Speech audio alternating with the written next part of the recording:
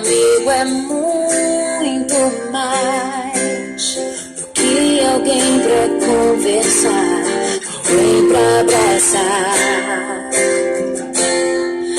Amigo é uma bênção que vem do coração de Deus pra gente cuidar.